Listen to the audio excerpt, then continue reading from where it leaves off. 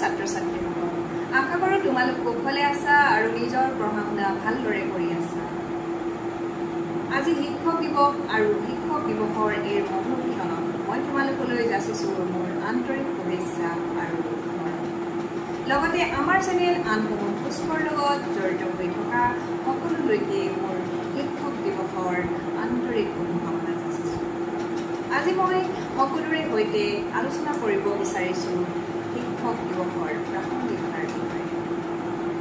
আমি সকলোৱে জানো যে 5 ছেপ্টেম্বৰ দিনটো আমি শিক্ষক দিৱস হিচাপে পালন কৰি আহিছোঁ। এই দিনটো এটা বিশেষ দিন আৰু এই দিনটো ডক্টৰ সৰ্বপল্লী ৰাধাকৃষ্ণন, যি এজন মহান শিক্ষাবিদ আৰু শিক্ষক, তেওঁৰ স্মৃতিত বা তেওঁৰ জন্মদিনটোতে আমি পালন কৰি আহিছোঁ। কেৱল ভাৰতবৰ্ষৰ কেলেণ্ডাৰতহে 5 ছেপ্টেম্বৰ দিনটো শিক্ষক দিৱস হিচাপে মানি অহা হৈছে। আনহাতে বিশ্ব শিক্ষক দিৱস বুলি ক'লে আমি 5 অক্টোবৰৰ কথাহে জানো, অৰ্থাৎ 5 অক্টোবৰ তাৰিখে বিশ্ব শিক্ষক দিৱস পালন কৰা হয়। 1966 চনত ইউনেস্কোই শিক্ষকৰ বাবে বিশেষ মৰ্যাদা প্ৰদান কৰিছিল আৰু তাৰ পাছতে 1994 চনৰ পৰা বিশ্ব শিক্ষক দিৱস পালন কৰি অহা হৈছে। 5 ছেপ্টেম্বৰেই হওক বা 5 অক্টোবৰেই হওক, দুয়োটাৰে উদ্দেশ্য একেটাই, সেয়া হৈছে শিক্ষকৰ প্ৰতি সন্মান, শিক্ষকৰ বাবে বিশেষ দিন। আৰু এটা কথা ক'ব লাগিব যে শিক্ষকৰ প্ৰতি প্ৰকৃত সন্মান যাচিবলৈ হ'লে আমাৰ মনত থাকিব লাগিব বা আমাৰ মাজত লাগিব মগজুৰ সঠিক চিন্তা আৰু অন্তৰৰ কোমল প্ৰকাশ বা অনুভৱ, আৰু অৰ্থাৎ সৎ মানুহৰ উচিত চিন্তা আৰু দয়ালু মানুহৰ কোমল অনুভৱেহে এজন শিক্ষকক প্ৰকৃত স্বীকৃতি দিব পাৰে। শিক্ষক মানে হ'ব লাগিব স্থিতপজ্ঞ, পানীৰ প্ৰবল সোঁততো যি শিপা খামুচি ৰৈ যাব পাৰে, সেয়ে হৈছে একক আৰু অনন্য, আৰু তেওঁকেই কোৱা হয় স্থিতপজ্ঞ। 5 ছেপ্টেম্বৰ শিক্ষক দিৱস। 4 ছেপ্টেম্বৰত আমি মহাপুৰুষজনাৰ অৰ্থাৎ মহাপুৰুষ শ্ৰীমন্ত শংকৰদেৱৰ তিৰুকাপ তিথি পালন কৰিলোঁ। আমি মহাপুৰুষ শ্ৰীমন্ত শংকৰদেৱকো সদায় গুৰুৰ মৰ্যাদাই প্ৰদান কৰি আহিছোঁ। আকৌ শ্ৰীমন্ত শংকৰদেৱৰ প্ৰিয় শিষ্য হৈছে শ্ৰী শ্ৰী মাধৱদেৱ। যিদৰে শ্ৰীমন্ত শংকৰদেৱ এজন শ্ৰেষ্ঠ গুৰু, সেইদৰে শ্ৰী শ্ৰী মাধৱদেৱো এজন শ্ৰেষ্ঠ শিষ্য। গতিকে আমাৰ বাবে এইটো প্ৰয়োজনীয় কথা যে এজন ভাল শিক্ষক হ'বলৈ যিদৰে বহু গুণাৱলীৰ প্ৰয়োজন, সেইদৰে এজন ছাত্ৰৰো কিছুমান গুণাৱলীৰ প্ৰয়োজন। কাৰণ সকলো সময়তে ভাল ছাত্ৰজনক বা ছাত্ৰ ছাত্ৰীসকলক শিক্ষকে মনৰ মাজত কঢ়িয়াই লৈ ফুৰে। ছাত্ৰ ছাত্ৰীৰ সফলতাই হৈছে শিক্ষক জীৱনৰ চৰম প্ৰাপ্তি।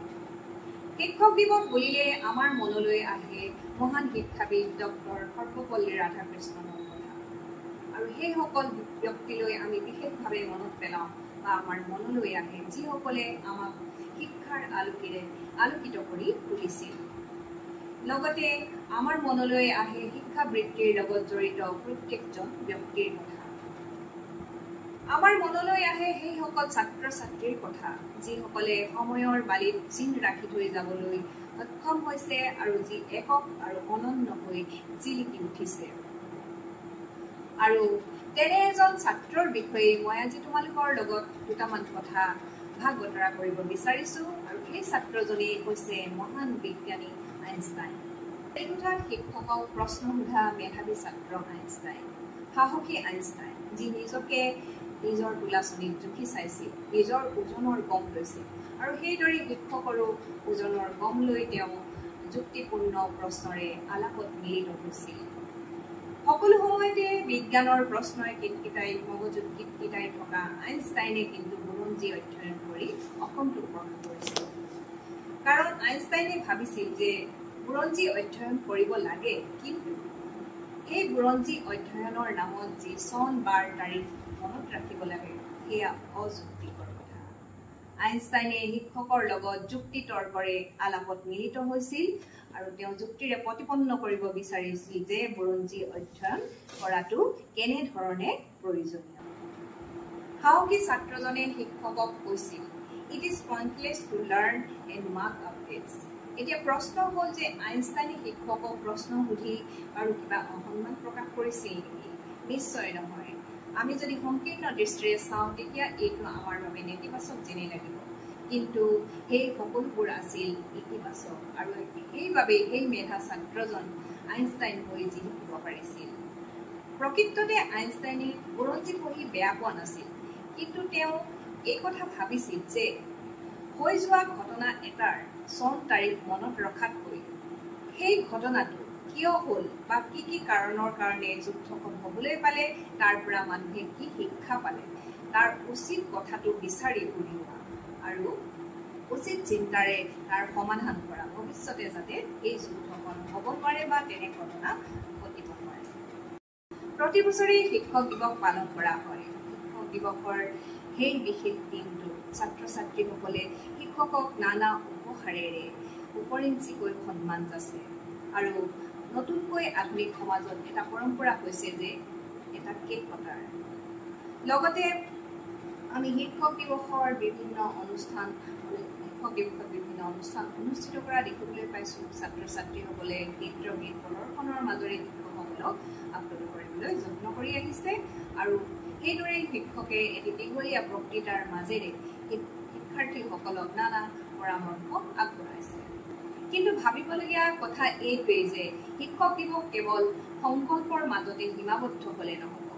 আমি শ্ৰেণীকোঠাত এজন আইনষ্টাইনক জন্ম দিব পাৰিব লাগিব, যিয়ে সততাৰে আৰু নিষ্ঠাৰে শিক্ষকৰ লগত বিষয়বস্তুৰ ওপৰত আলাপত মিলিত হ'ব পাৰে আৰু যুক্তি তৰ্ক কৰিব পাৰে। শিক্ষকৰ মনৰ মাজত ন চিন্তাৰ উদ্বেগ ঘটাব পাৰে। গতিকে শিক্ষক দিৱস হৈ উঠক এনে এটা বিশেষ দিন, যিয়ে শিক্ষক আৰু ছাত্ৰ উভয়ৰে মাজত পাৰস্পৰিক মৰম, পাৰস্পৰিক সন্মান আৰু সম্প্ৰীতিৰ এনাজৰী গঢ়ি তুলিব পাৰে আৰু সমাজখনলৈ এটা ইতিবাচক বাৰ্তা কঢ়িয়াই আনিব পাৰে। সেই ক্ষেত্ৰত শিক্ষক আৰু শিক্ষাৰ্থী দুয়ো হ'ব লাগিব স্থিতপ্ৰজ্ঞ আৰু সময়ক পোহৰাব লাগিব পুৱাৰ সূৰুজৰ দৰে, আৰু তেতিয়াহে আমি লাভ কৰিব পাৰিম শিক্ষক দিৱসৰ সাৰ্থকতা। ছাত্ৰ ছাত্ৰীসকল, তোমালোকলৈ মোৰ অশেষ মৰম চেনেহ যাচিলোঁ আৰু শিক্ষক দিৱসৰ এই শুভ ক্ষণত আজিলৈ তোমালোকৰ পৰা বিদায় লৈছোঁ।